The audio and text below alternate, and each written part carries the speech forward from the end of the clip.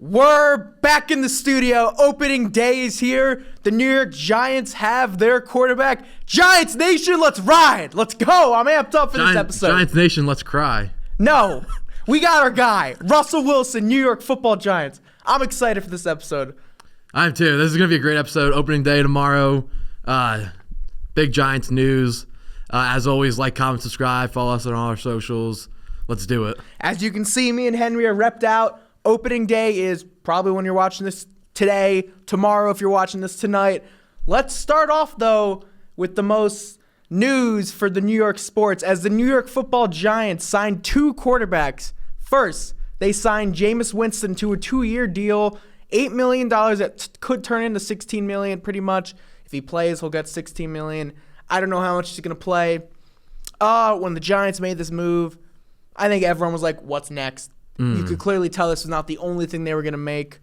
What about you? Yeah, obviously it was backup money. I think that this was their pivot off of Aaron Rodgers ultimately deciding not to come there. Not that it was any surprise or anything. That it's not like a Yankees pivot after not landing Juan Soto or anything. But there was no really exciting option, and they landed Winston. By the looks of the contract, you could tell, oh, this is backup money. There's another move to unfold here. And then they land Russell Wilson, which it's not surprising that they got these two guys, but both like pretty big names and two just polar opposite people. Personalities, yep. Yeah, and players. Play styles. So yeah, I mean, Winston I was kind of surprised by because the entire time I feel like Giants have been waiting on Aaron Rodgers. Then they will sign Russell Wilson if they don't do that. Then I'm like, oh, wow, they just signed Jameis. Is this going to be the guy to start the year off? Then I'm like, oh, Shedeur Sanders. I really thought that was the next move coming. Now, not so much. News came out after the Giants are still looking at a veteran quarterback.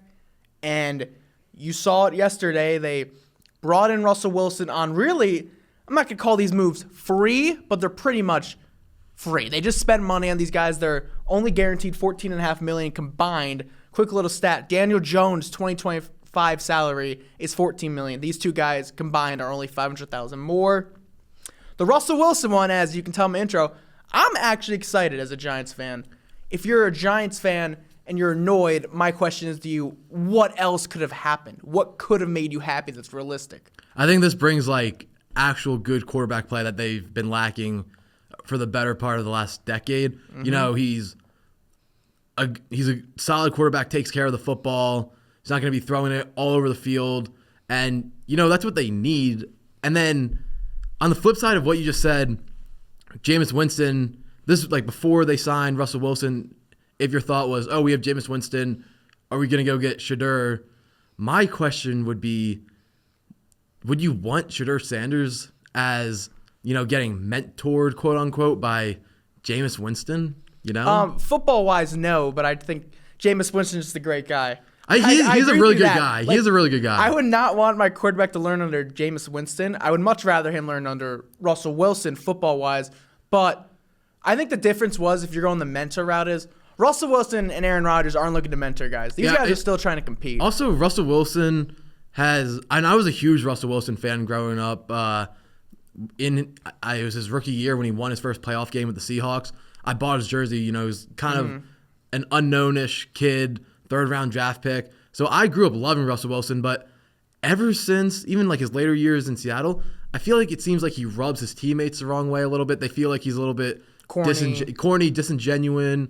So I don't think Russell Wilson is also the type of guy you want mentoring a young quarterback. So that's why I feel like Shedeur Sanders is a little bit out of the picture here. Yeah, I'll talk about that a little bit more, but right now with Russell Wilson, look, he's not the player he was in Seattle. Duh.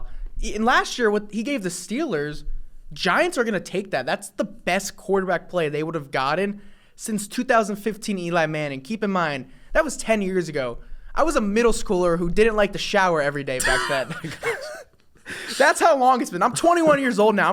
I'm able to legally buy alcohol. That's how bad the Giants quarterback play has been recently. You weren't ready for that. No, I was not ready for that at all. That caught me off guard. I was 11 years old. Yeah, no, that's crazy. And I actually like the Russell Wilson signing for the fact that it's the best for the franchise. I think if you pivoted and, reached for one of these rookies who I don't think are the best, this is the best rookie class that we've seen in a while. I think if you pivoted and reached for one of these rookies, that would be Dable and Shane trying to save their ass in a sense, but it would be the wrong move for the franchise. Mm-hmm. So I like bringing in Russell Wilson. You're going to have solid, dependable quarterback play. You know what you're going to get.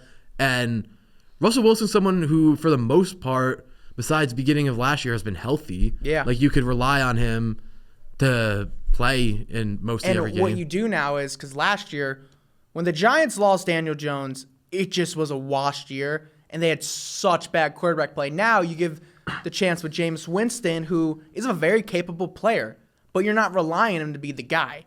And that's why I like the Winston move, is he's insurance to Russell Wilson. So Dable and Schoen are going in this year not having to say, we had nothing at quarterback. They know their jobs are on the line, and they need to have a productive season. I don't necessarily think they need to make the playoffs. They're in a really tough division, and they have a really tough schedule. So I think they're trying to save their jobs. I've liked their offseason moves, and this gives them the best chance. But what if – see, I feel like bringing these two guys also could end up like biting them in the butt. What if they start off 0-4? It's not necessarily Russell Wilson's fault. It's a disaster. But then you're in a disaster situation where everyone's just calling for Winston to start. And could happen. Giants fans are like, oh, this might not be the best quarterback play, but this is more exciting than, if it looks like Daniel Jones normally. Yeah. I mean, that could happen. That could happen, but Russell Wilson knows. I mean, pretty much, if Russell Wilson has a bad year, he's not going to start in the NFL anymore. Oh, yeah.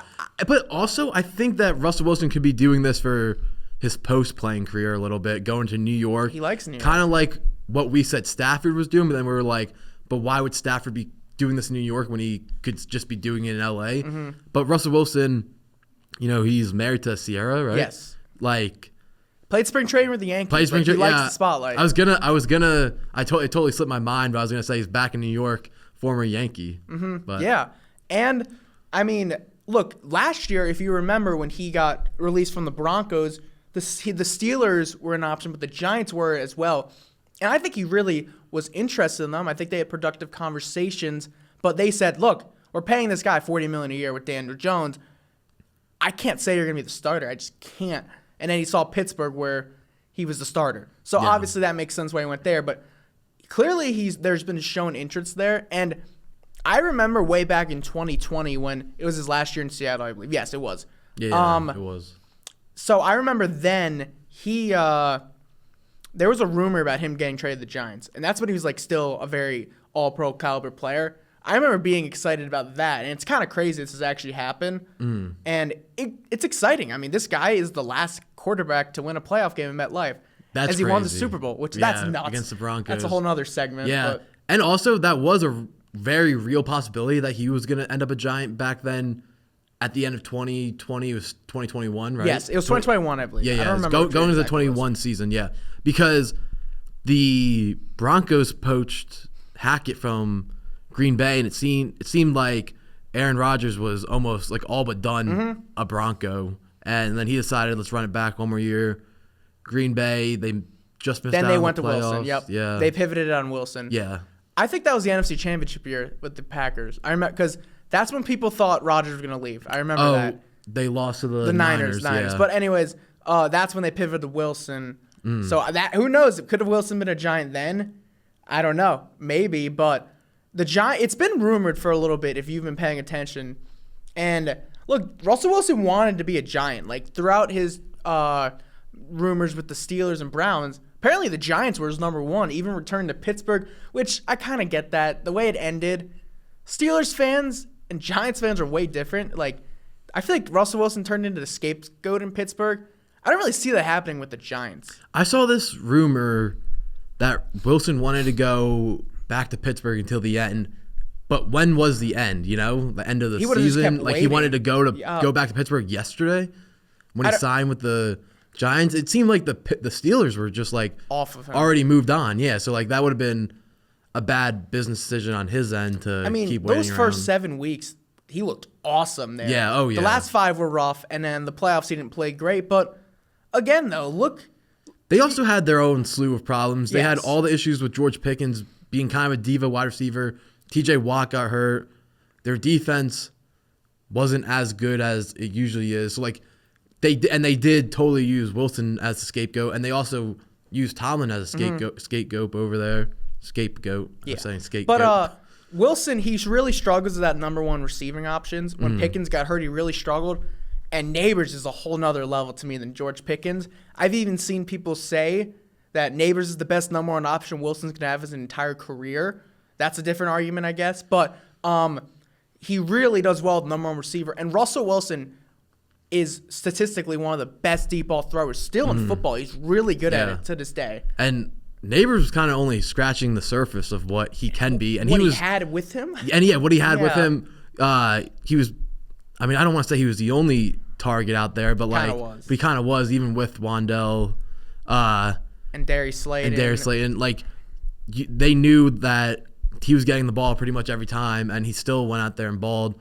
So, I don't know, maybe they get him another weapon. And I think Wilson's going to bring, a leadership level to the Giants they haven't had in a while. Even Daniel Jones, he wasn't a very vocal guy. He was kind of an introvert. But this is what I go. This is what you don't like about him. Yeah, because he's not a good leader. He tries to instill all these leadership qualities, but to a lot of his teammates, it come across as corny. Yeah.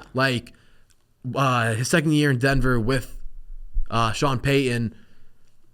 There's videos of Sean Payton chewing him out on the sideline. There's videos of, I think it was a D tackle chewing him out on the sideline.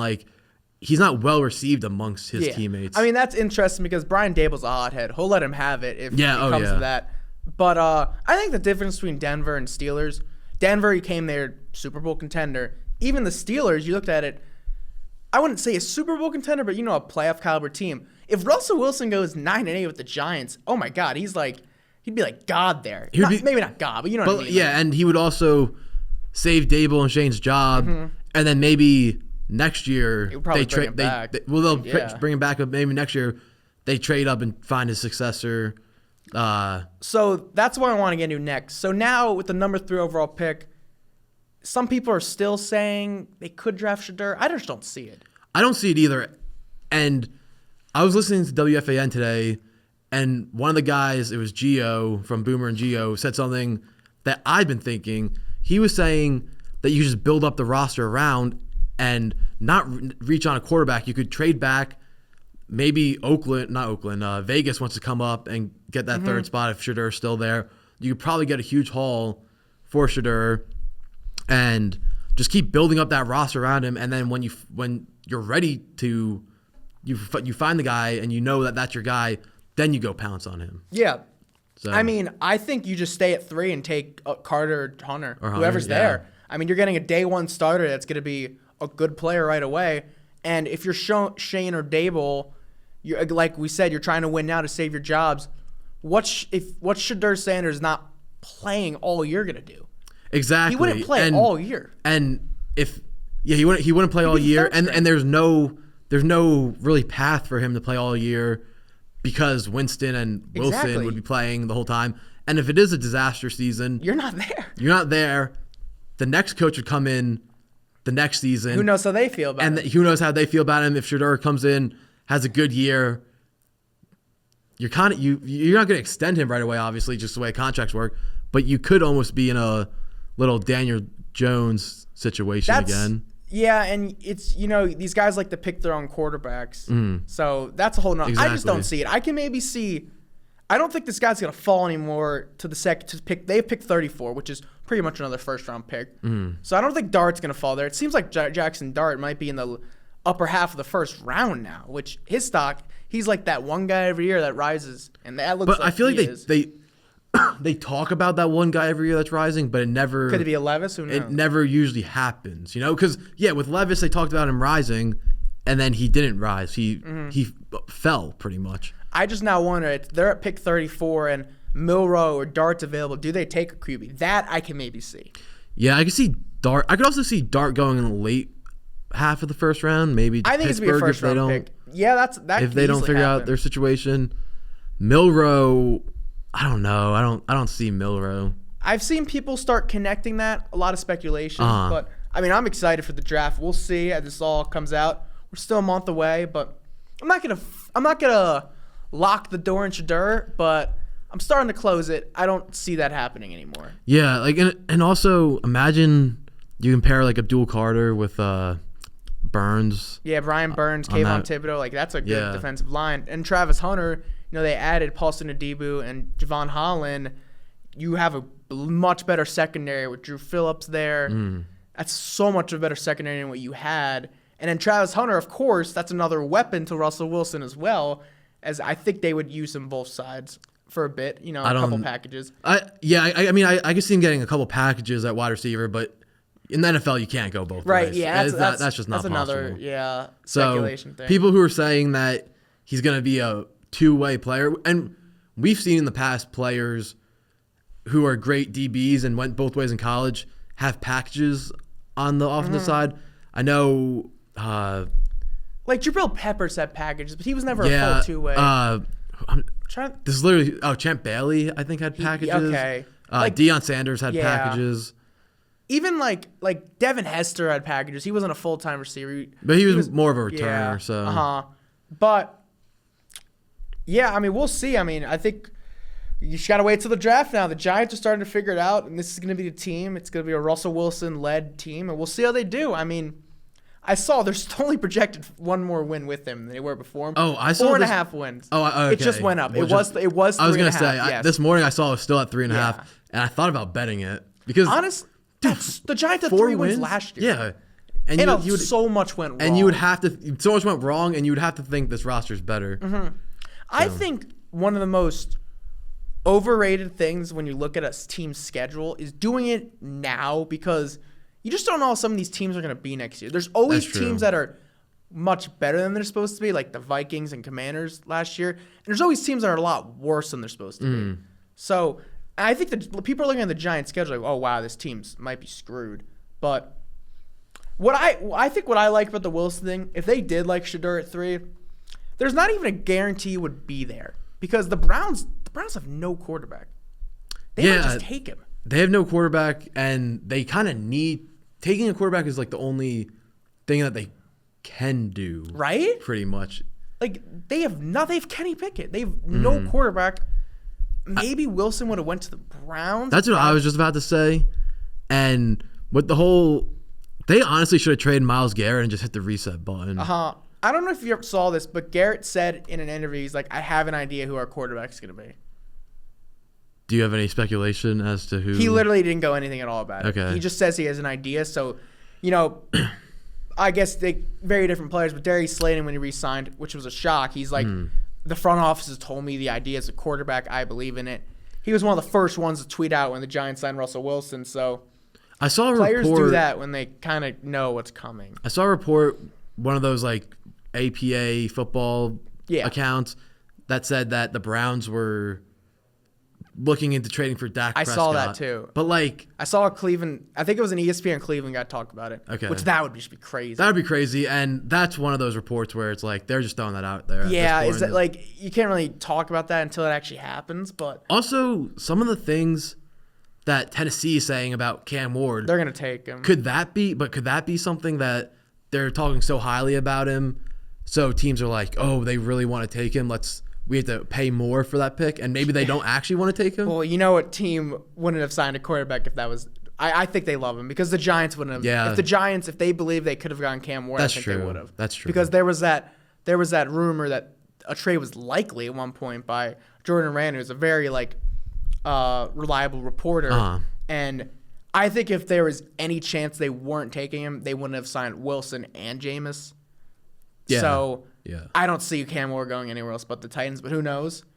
I think that was the Giants' number 2 option right after they didn't get Stafford, Cam Ward, but he's going to be number 1 if I had to be a betting man. I would pick that too. All right, so I think we covered New York football. You want to do one of the voicemails now before we move into opening day?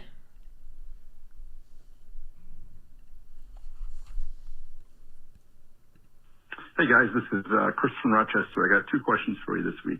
One, I want you to list your baseball playoff teams, and in that, I'd like you to throw one surprise team, kind of like the Tigers last year. And then I'd like for you guys to grade the Giants, the Jets, and the Steelers off season, not just free agency, since the Steelers have done nothing except trade for Metcalf. So let me know what you think. Thanks. Okay, should we start with the baseball? Want to do football because we're already talking about it? Yeah. Okay, so let's start with the Giants. I'll give them a B. I think a B is fair. I think an A would have been if they got Ward or Stafford. These were backup plans. I like the backup plans they did at quarterback, and I like the free agency signings. I'm gonna give them a C plus because I think it would be B territory if they got Rodgers, but that's fair. I don't know. All this offseason grading and stuff, it is kind of hard to just give a grade because you don't know how it's going to play out.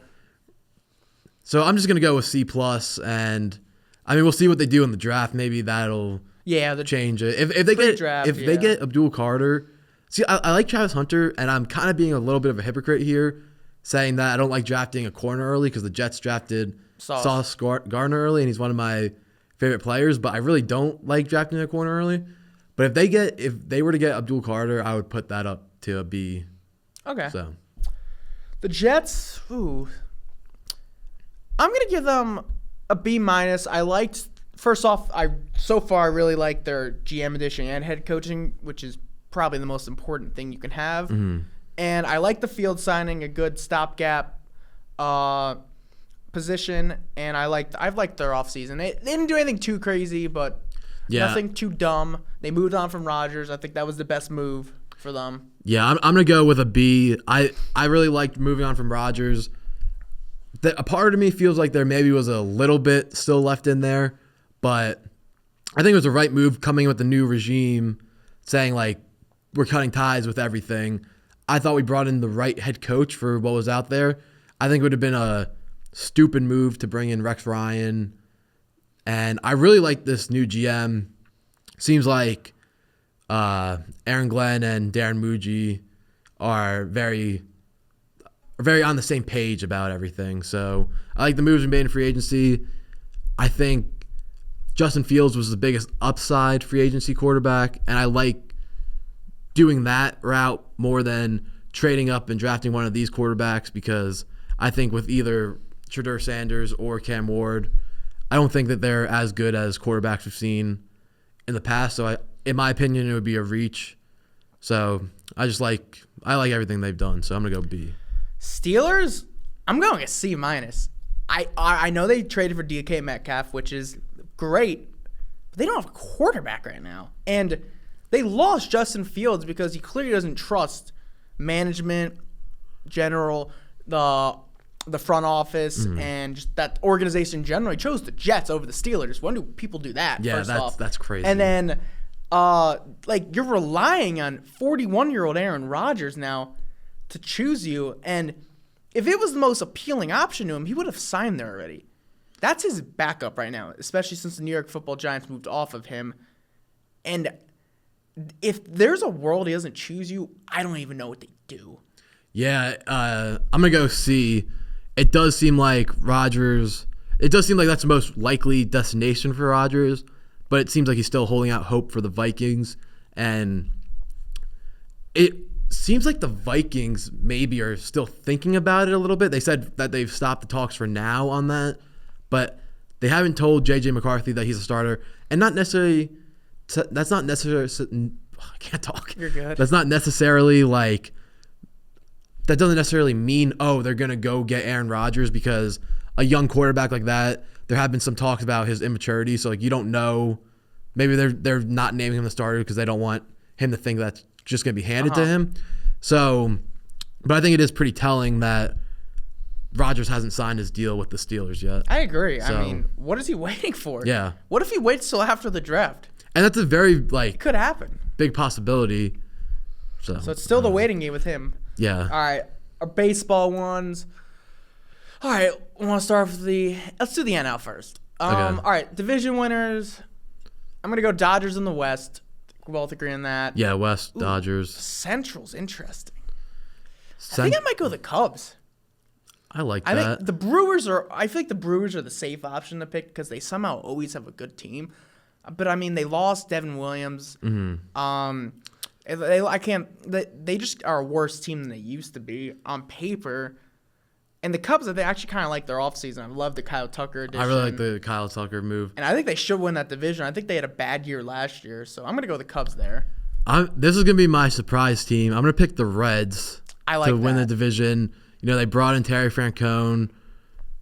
They made a couple moves this offseason, and you're getting another year of a young Ellie De La Cruz.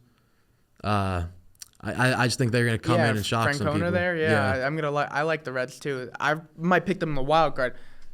In the East, I'm gonna go to the Braves. I really like this team, and they're getting Strider and Acuna eventually back. So I mean, last year they still were a very good team with so many injuries, and they're gonna continue to build off that. I really like the Braves this year. I'm gonna pick the Braves too. Like you said, Acuna's gonna be back. Strider's gonna be back.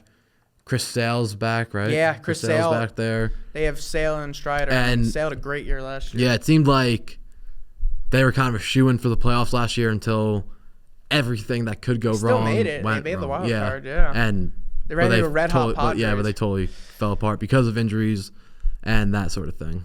Okay, I'm gonna go the Phillies. Okay. I might be leaving a good team on the playoffs here. I'm gonna go with the Mets. I think they're gonna make it. I think the Mets, and then I think I might leave the Padres out of the playoffs. Okay. I think I might have the Reds here. I actually like the Reds too. I know we're both picking the same surprise team, but I think Terry Francona is a great GM manager. Yeah. And I like his system, and I like what they're building there in Cincinnati. I don't know who I'm gonna keep out of the playoffs. I'm gonna pick the Phillies and the Mets to make it. Mm-hmm.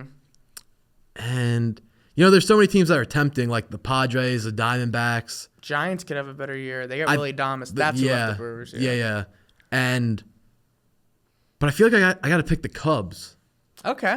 You know, the Kyle Tucker edition. Two Central teams. I mean, yeah, like the Central's rough. That division is both the Centrals are never good. And it's a weak division. You know, very well what could happen is the Diamondbacks or Padres make it, and not the Cubs. There's like 8 to 9 teams that can make the playoffs in the National League. It's a very tough league there. And in the offseason, the way you think about teams could be like put off a little bit because I feel like they try to hype up every team. Yeah. And baseball year by year is so different just because it's the one league where if you're 5 games over 500 at the deadline, you buy. If you're 5 games under, you might sell. So like that's the one sport where it's so different year in, year out just because of buying and selling. And those Central teams, they never really make big offseason moves, a lot of them. But I feel like every year those teams just spawn good years, especially in the American League Central.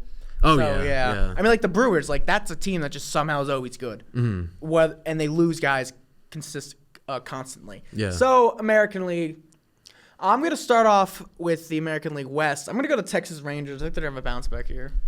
Okay, I'm going to pick the Rangers too. I was tempted to pick the Astros, but I think their time has come to an end. They have Altuve out playing left field. I'm going to pick the Rangers, have a bounce back, and I think that they're going to get DeGrom back this year. All right, Central, I'm in between the Guardians and Tigers. I'm going to go with the Tigers. I think they're going to build upon their year. They brought back Flaherty. They got Torres. I liked their offseason. And Guardians, I just don't like their roster this year. I don't like their move bringing in. They brought back Santana for Naylor. I don't like that move. I'm going to go with the Tigers too. I really like Gleyber Torres. I really like Jack Flaherty. Jack Flaherty obviously won the World Series last year. They have the best pitcher. Him or Skeens is probably the best. Skubal. Yeah. Oh yeah, Skubal. So good. Cy Young Award winner last year. Yeah, and AJ Hinch as their manager, he's just one of the best managers in baseball, and they surprise people with that roster. I think that they're not going to surprise people this year because they got better. So I think they're going to win that this year. The East, I'm between the Yankees and Red Sox. I am too. I think I'm still gonna pick the Yankees. Okay. I think their bullpen's gonna carry them. I think some bats are gonna step up. Cody Bellinger's been in the rocket off the ball. I think he's gonna quickly become a fan favorite there.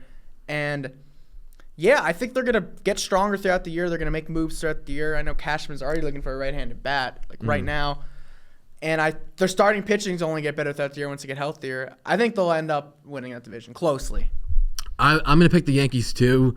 Looking at the Yankees like projected roster last couple days, I feel like I'm more optimistic than I have been all spring about the Yankees. You get over the Garrett Cole and you move on to what the team looks like. I've been like buying myself back in on some of these moves. The back end of our lineup, if these guys step up a little bit, could be really scary.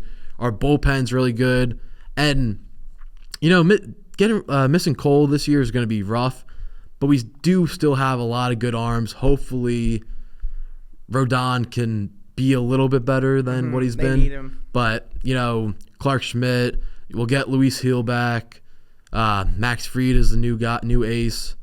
I think our pitching will be fine. So I'm gonna go to two other East teams. I'm gonna go both Baltimore and the Red Sox. I think they'll make the playoffs still. I'm gonna pick those guys too. My last one. Okay. So I'm between. So you gotta put both the Royals and our Guardians up there. I don't know if this and the Astros. Wow. And the Astros. Tough. There's a lot. I mean. Okay, you want a team? I don't know if they're gonna make it. You know what team thinks they have a good year? The A's. I think the A's are gonna be a lot better than they used to be. Like a surprisingly. I don't necessarily see them. Like the Reds were last year. Yes. That's what I can see the A's being like. Especially like a surprising 81-81. Yeah, because they got Mason Miller, they got Brent Rooker, and they signed Luis Severino. Yeah. I'm kind of tempted to take the Red Sox out. Okay. And pick Cleveland and Kansas City. All right. I don't know. Something about Kansas City, I don't think that they're going to be as good as they were last year. But I don't want to count them out because of Bobby Witt. They're just a strong team. Yeah, I think they got really good pitch in there too. Yeah. I think my last one I'm gonna put Cleveland. They always spawn away. I actually have the Royals and Astros out of the playoffs, so. Okay. I think the Astros. Yeah, I'm gonna leave Boston and Houston out, and I'm putting in Baltimore and Kansas City. Okay, sounds good. So, all right, thank you for the call. So since we're talking about it, let's talk about our Yankees. Opening day's tomorrow. I mean, it's a great day. Baseball's back. You got something to watch every day if you're big sports guys, big baseball guys. It's just an exciting time. Tomorrow will be fun. I mean, as the Yankees play the Brewers and the Mets play the Astros. I mean, just your excitement about baseball being back. Yeah, it's awesome. One of the reasons, especially growing up, that I loved baseball so much is, football, basketball is great, but baseball, you play every day. Once the baseball season starts, there's a baseball game on every single night.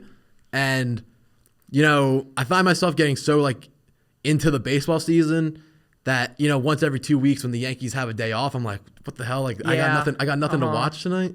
So it's just it's great to be it's back. just one of the best sports. Yeah, I mean it's American history. I mean, really is. Baseball will always be here. It's such a great sport. I mean, I love watching it. There's so many aspects to it. I mean, and I don't know, just it's a summertime sport. You can get back from the beach, watch a game. Exactly. You can go to a barbecue, watch a game, and going to the ballpark. I always say there's nothing better than going to the ballpark and watching a game because I can't wait to go. Because especially in the summer, it's usually always warm. You can just chill out, watch a baseball game. Where if you're going to football or basketball, feels like a little bit more hyped up. You got to be more intense, into it. I totally agree. I think the beauty of baseball is it could be a background thing where it's you can talk. You could do homework and watch a baseball game. You can't do that with a football or basketball game, in my opinion. No. It's a social thing. I mean, look at the difference between a baseball park and a football and basketball stadium and arena. There's so much other stuff going in baseball. The food's always crazy there. The environment's great. It's just a beautiful game. The thing that's great about baseball stadiums is they're all different. Like basketball, football fields, the dimensions are all the same, but every baseball stadium, even within the field of play, has different unique things about it, like the wall. Houston used to have the hill behind it. Yeah, I know. I totally agree. It's awesome. Yeah, I mean, I'm excited. My older sister's gonna be at opening day. Hopefully, she'll send us some content we can get to you guys. I mean, I really want to go to a Yankees opening day one day. Yeah, I mean, it's gonna be exciting there in the ballpark. I know it's chilly, so mainly the diehards will be there for the first couple weeks. But once it's June, May, that time of the year, it's great going to the ballpark, watching the game, eating a bunch of food, having some drinks with friends. Great time. But let's talk the details. So, you want to go over? So, did you watch the Talking Yanks? Yeah. Stuff with Boone. So you mentioned the lineup stuff you were saying. Yeah. So Boone basically all but said the top 5 of the lineup will be Wells, Judge, Belly, and Wells, Judge, Belly, Goldie, and Jazz. And then just looking at projections and what we were thinking, then I think it's going to be Dominguez, Volpe, Rice, and then a platoon of Cabrera or Peraza. Boone also, so he said this is the lineup that they're going to roll out tomorrow. He also mentioned something about rolling out Goldie as the leadoff against lefties. Game 2 will be against Nestor Cortez. He says he doesn't think he's going to do that in Game 2, but he thinks that that's something that he could start doing. Yeah, well, Austin Wells has become the first Yankee catcher to ever bat leadoff ever in any game in the regular season. And he's looked great in spring training. Of course, you got to take anything in spring training with a grain of salt. I think he's looked great. I feel like he's hit like 6-7 home runs. I mean, I feel like every other day I'll see clips of him going yard. So I'm excited for that, and he gets on base well. I don't think any of us. I think we both had Jazz or Dominguez as the leadoff guys go like in February when we tried to guess this. Yeah, I did not see this coming. I was really hoping for Volpe, and yeah, he had 6 spring training home runs. I know in his first leadoff at bat in spring training he hit a home run. I was really hoping Volpe would be the leadoff guy, and I still think.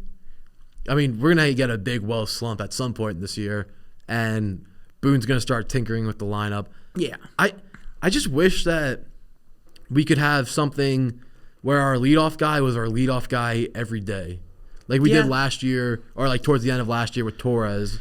I don't think that's necessarily on this roster. I don't think so either.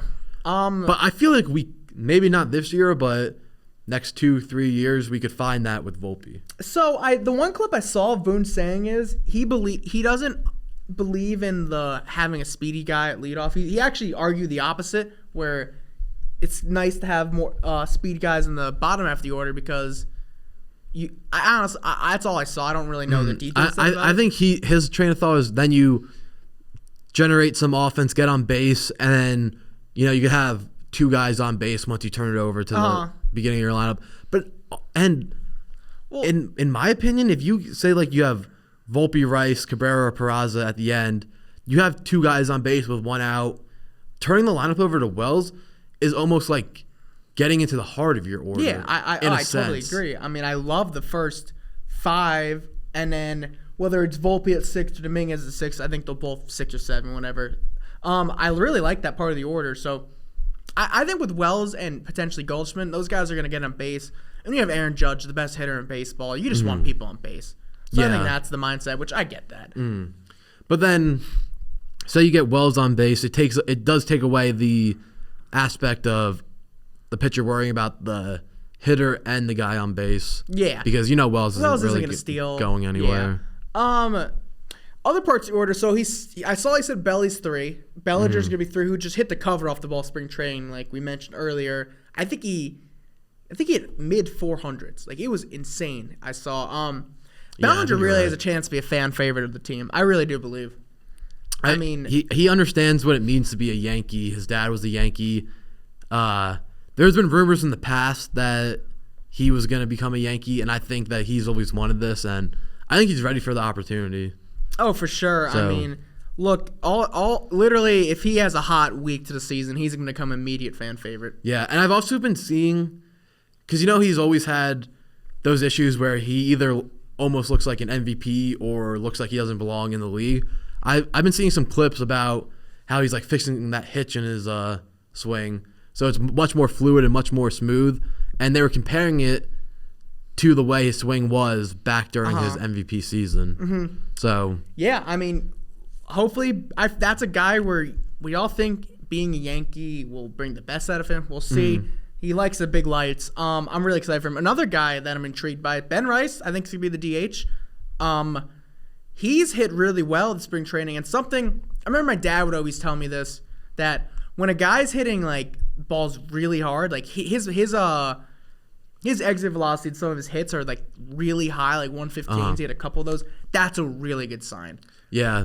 And he just looks bigger and stronger than he was last bulked year. Up 15, 20 pounds. Yeah. And, last year, when he came up, unless you're really like looking at the minor league stuff, a lot of people didn't know who Ben Rice was. I didn't know much of him. Yeah. And he kind of just got thrown into that role. Now he's had the whole offseason. And he had some great moments last year, but, overall he wasn't great. But now he's had this whole offseason to get ready, prepare. He's gotten stronger. He's looked really good.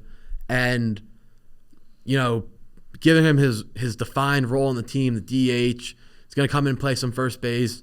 And, if he really needs to, some catcher, but he's really not going to be playing catcher, it seems like. I like that he seems ready for this opportunity.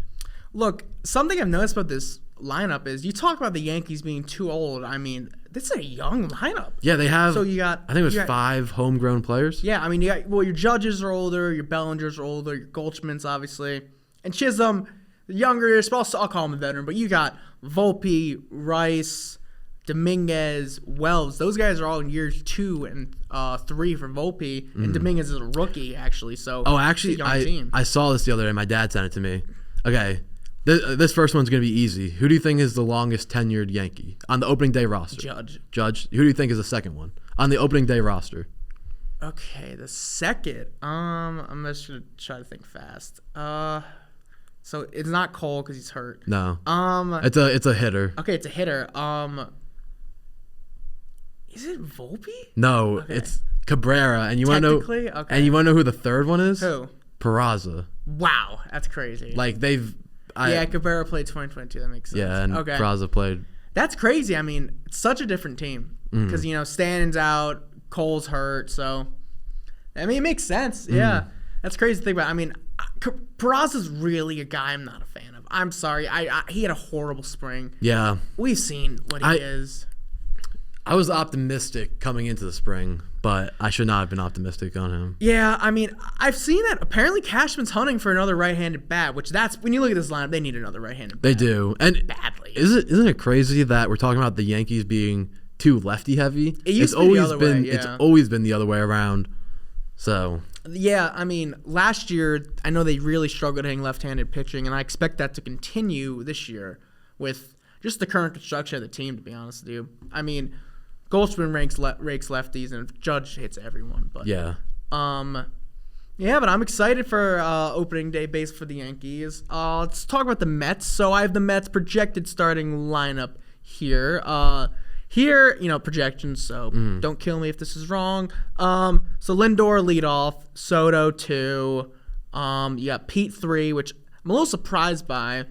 I thought they were gonna go Vientos 3 and Pete 4, but this one is Nimmo at 4, then Vientos at 5, Winker or Marte at DH 6, and then the bottom half of the order, which is a little rough, Jose Siri, Brett Beatty, and then Luis Torrens as obviously Francisco Alvarez got hurt. I mean, the Mets top half the lineup. I mean, I'm really intrigued to see. I think it's gonna produce a lot of runs. Yeah, I actually like. I'm totally blanking. Say the lineup again real quick. The bottom half or the top half? Okay, Lindor, Soto, Pete 3. Okay. Yeah, I like 4. I like Pete at 3 rather than anyone else. And I've talked about this before. You're almost in a sense creating a Walmart version of Soto Judge with the power. Yeah, they are. So and then Nimmo at 4 makes sense, lefty there. I mean, Brandon Nimmo had a really good year last year. I really like Brandon Nimmo as a player. And then Vientos, you hit really well last year. You expect him to grow as he's a young guy. Yeah, exactly. And then I like they could platoon with Winker and Marte, who are both very capable hitters still. So, I mean, I really like the top half of the order. The bottom half I don't love. But I think the Mets are going to just hit a ton. Like, just overall, I think they're going to produce a lot of runs. Especially with some starters out earlier, they might win a lot of games. They're like 11-8. They need their offense to step up. They're almost in a position where the Yankees were last year. Not in a position where the Yankees Who were knows? last Their year. starting But pitcher could step up. it could. I've been actually kind of high on their starting pitching. Holmes has pitched great as a starter. He's pitching tomorrow. And as we keep saying, you got to take the spring training stuff with a grain of salt. Holmes could come out and totally suck, but he's at a .39 ERA. Yeah, that's impressive. In 20 innings. Mm-hmm. So, I mean, those pitchers could step up.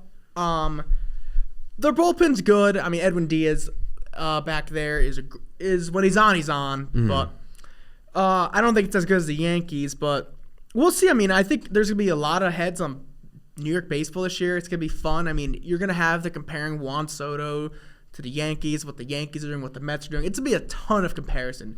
It's going to be a toxic year to be a Yankees and Mets fans. Those guys are going to be jabbing each other all year. What do you make of Soto's comments? Do you see those? He said like the Yankees were always 1A.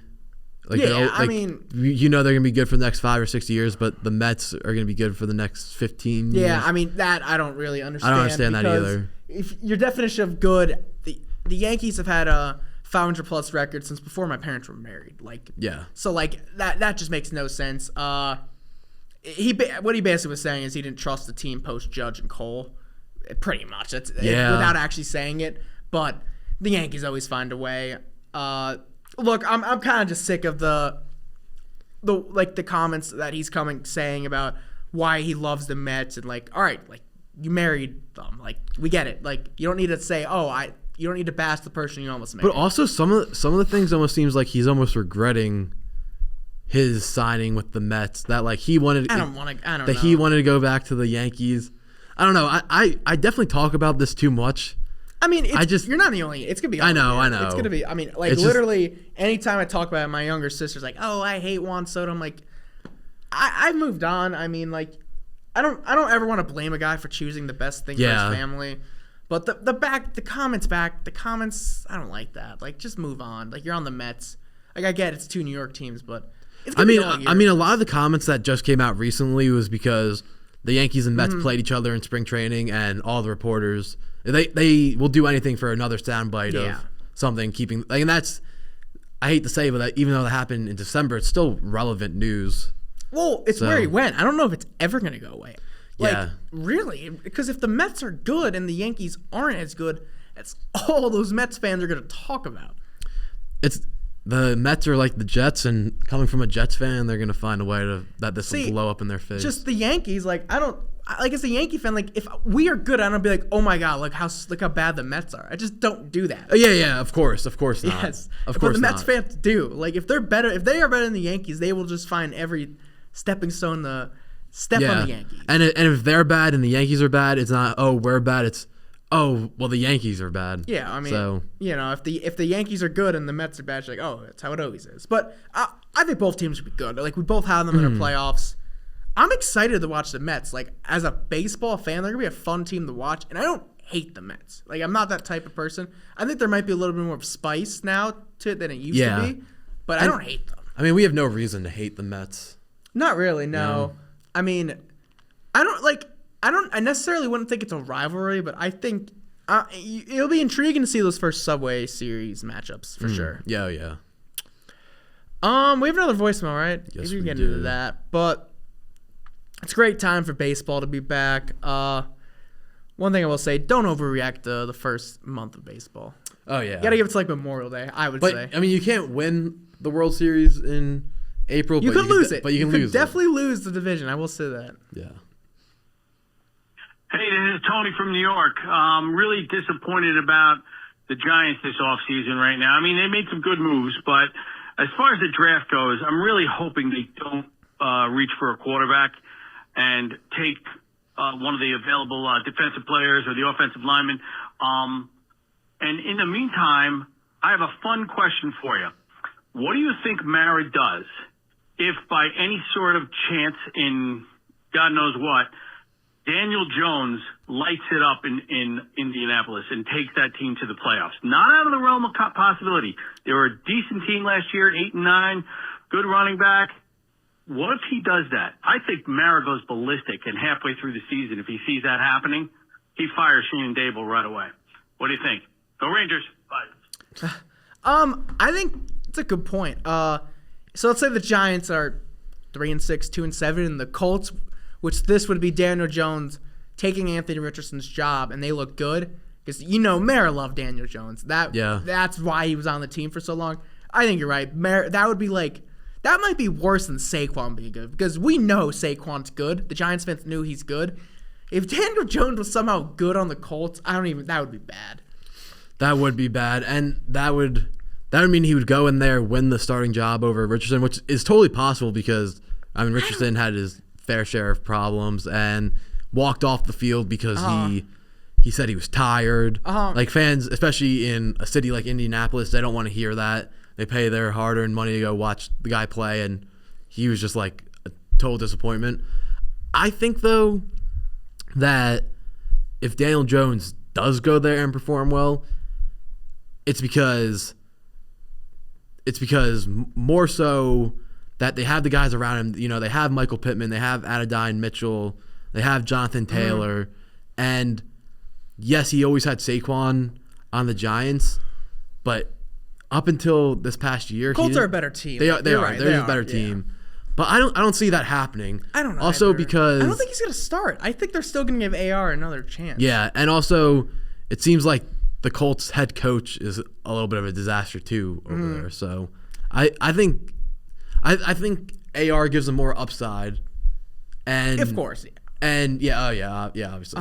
And if you sit AR, you're effectively ending his career as a Colt. Yeah, totally. Don't you think so? I thought when they did it last year, it was a bad look, and then they brought him back. But they had to do it last year though when he ran off the field and said, "Oh, I was tired." He told the media, "Oh, I was tired." Anthony Richardson is such an interesting player. If you watch him play a full game, there will be 3 or 4 players like, "Oh my God, this guy is a superstar." He does stuff no one else can do on the field. And then there's 10 or 12 plays like, "What is wrong with this guy?" I think it was one of the first games last year against Houston. That throw beautiful. Was incredible. But he just can't do the simple stuff. They're almost like the best version of Daniel Jones is doing the simple stuff really well, and that's the complete opposite of Anthony Richardson. I think that's why they brought him in. Of course, they both have their turnover problems, but I don't buy it's an open competition. But if Richardson continues to struggle and really personality-wise struggle, I could see Jones starting for sure. He signed there to have a chance to start. He clearly left the Vikings for a reason. Yeah, and maybe him leaving the Vikings is like another sign pointed to J.J. McCarthy being the starter. That's really something I'm going to watch out for when the season comes closer. The Anthony Richardson, because year 3 you're expecting the jump. Yeah. Even last year I expected the jump. I was really high on Anthony Richardson. I know this was pre our show, but I would have been raving about him.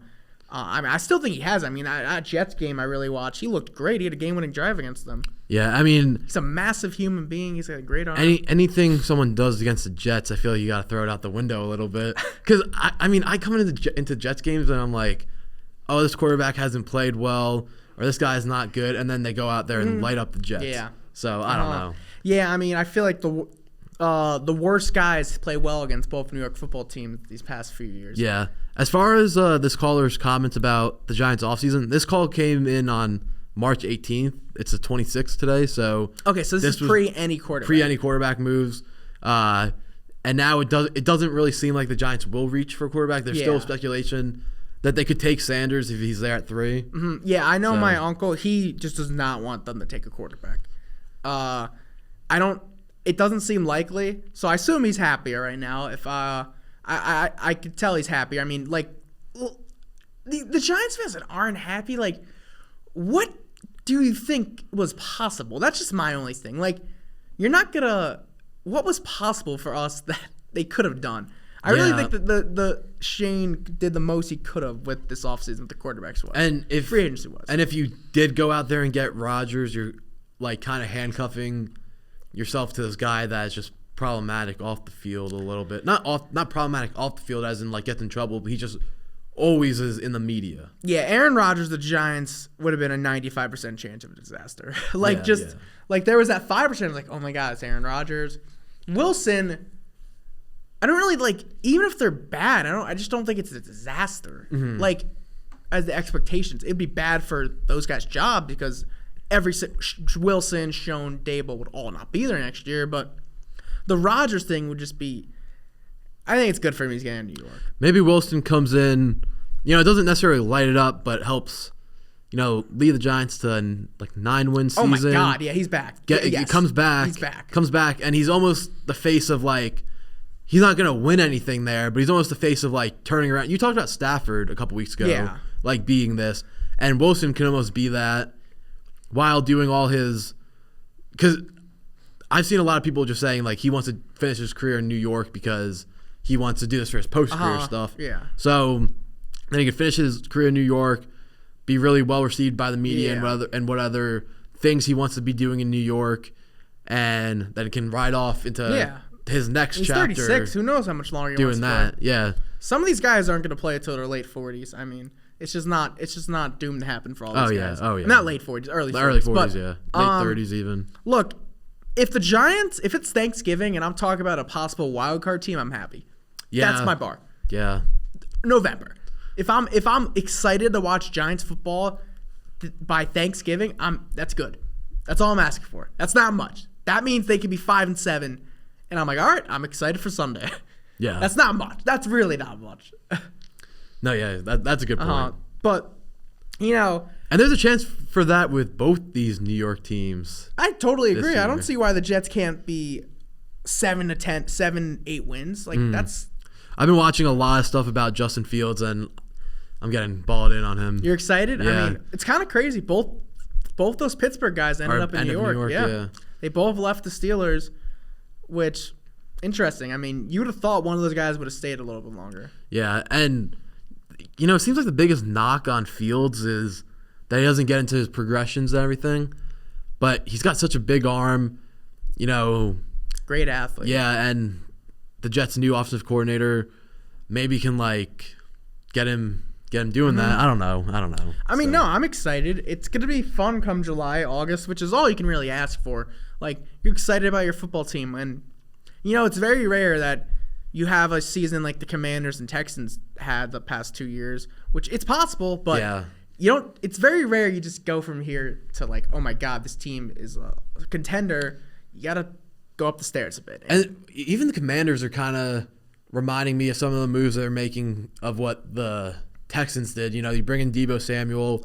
Texans kind of did that with Stephon Diggs, things like that, where I feel like, and it's not to Jaden Daniels' fault. He's a great quarterback, but you're kind of expecting him almost to maybe take a little bit of a step back. Or not expecting him, but you wouldn't be surprised. It's almost so hard for them not to. Like, look at CJ That's what I'm Stroud saying. That's what I'm last year. saying. When you have that good of a rookie year. Because that wasn't just a good rookie year. That was a great year for a fourth-year starter's perspective.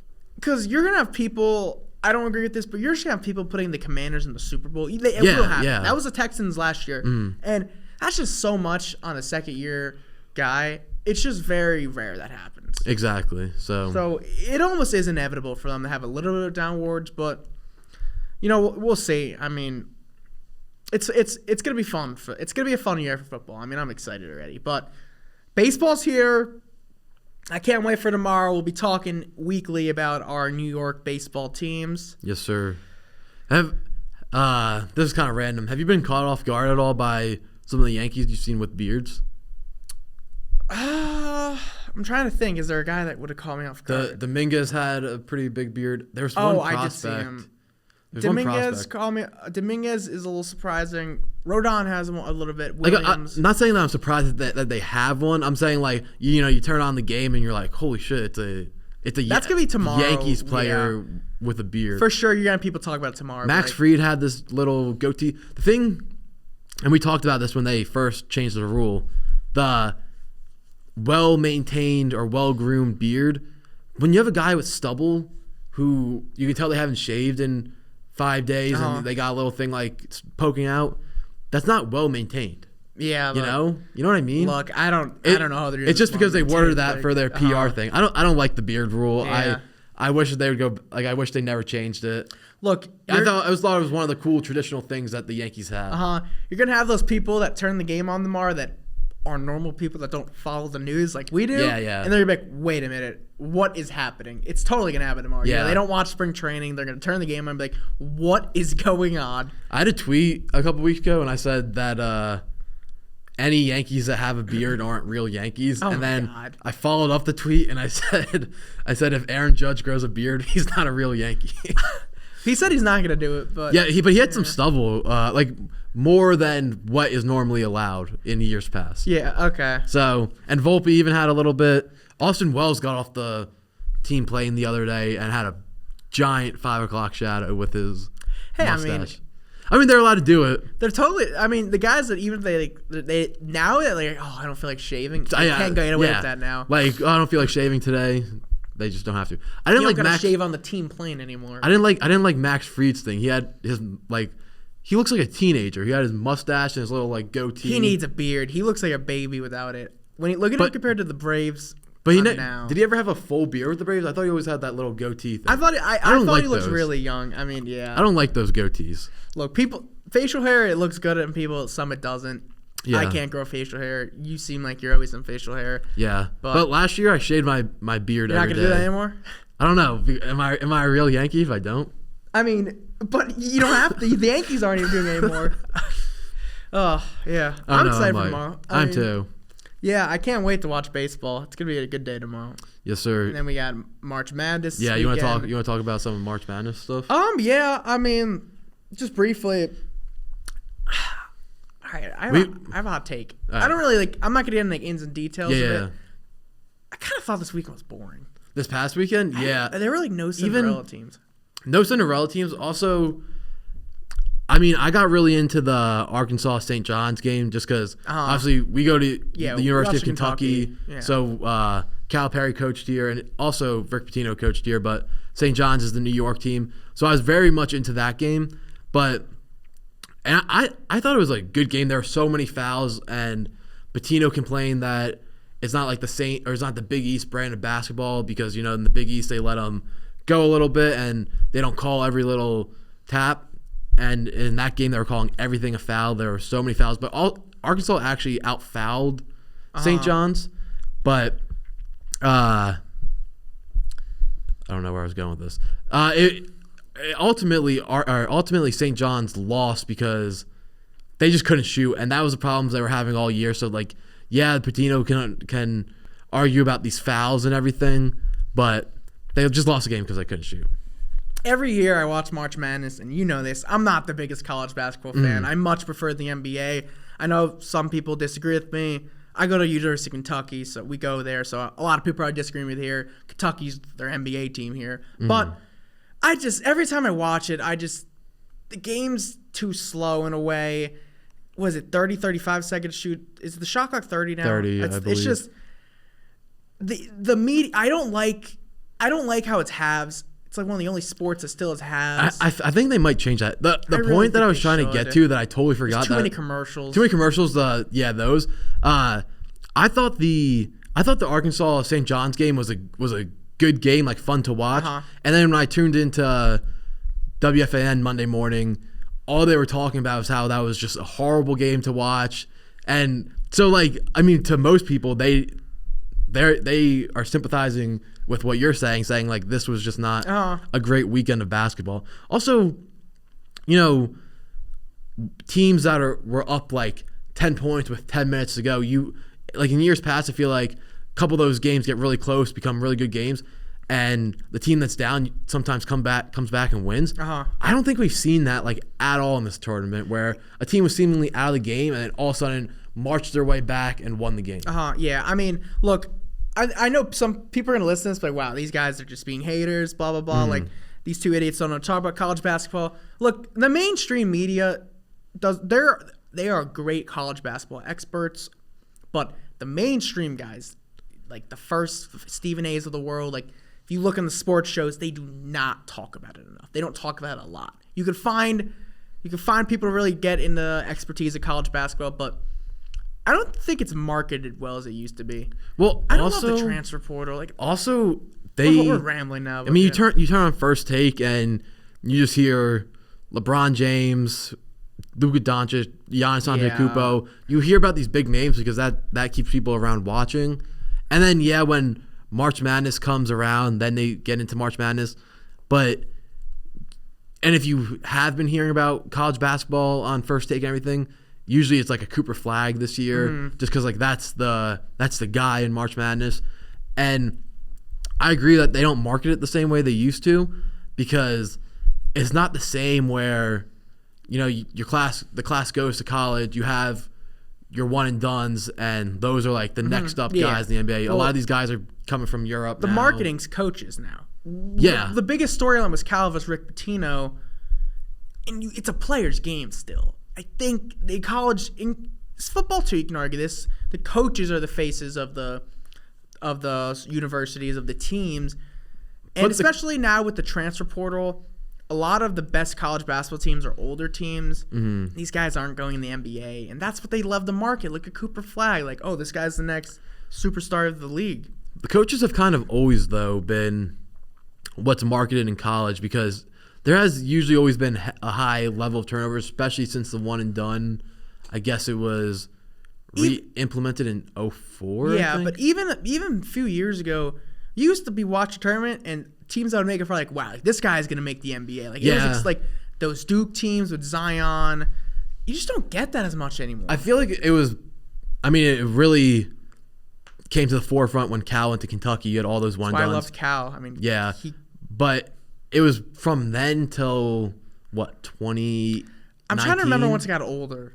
It was like a little post-COVID, like the COVID time, like 2019, 2020. You're right. 2019, now 2020. It's all older teams. And also, you still would have that if it wasn't for the big influx of the European players. Yes. Well, I think these guys staying around. I mean, Auburn, I think they have a 24-year-old. There's someone starting in there.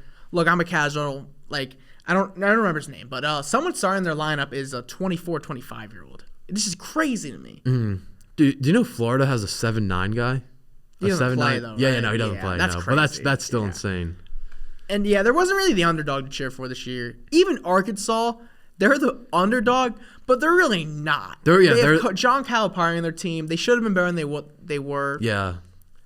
And I don't know. I'm still gonna watch. I'm literally going to the Sweet 16 for Kentucky. I'm excited about that. But I think what we're gonna see in college basketball, almost like pro style, they're gonna have to come up with a players union, CBA, and then they're gonna have to like sign with a team, like sign with a school, like a 2-year type thing. I kind of like that. Where they get their NIL package together. They say, hey, we're gonna pay you an X amount of money. These are your deals, but you have to stick with us for 2 years. I saw that, and then someone said, yeah, but then the next school is gonna come in and say, hey, we'll give you all this money, but you only have to commit to us for 1 year. So yeah, I mean, I don't know. I mean, these guys transferring when the tournament's going on is just, I don't like that, man. I mean, that's not their fault though. That's the fault of how it is. How they set up the calendar. It makes sense in football because in football, you got to start. The transfer portal opens up sometime in December, I think, or maybe November. Mm-hmm. But that makes sense because they argue, oh, we have to get these guys in before the spring semester so that we can enroll them and all that.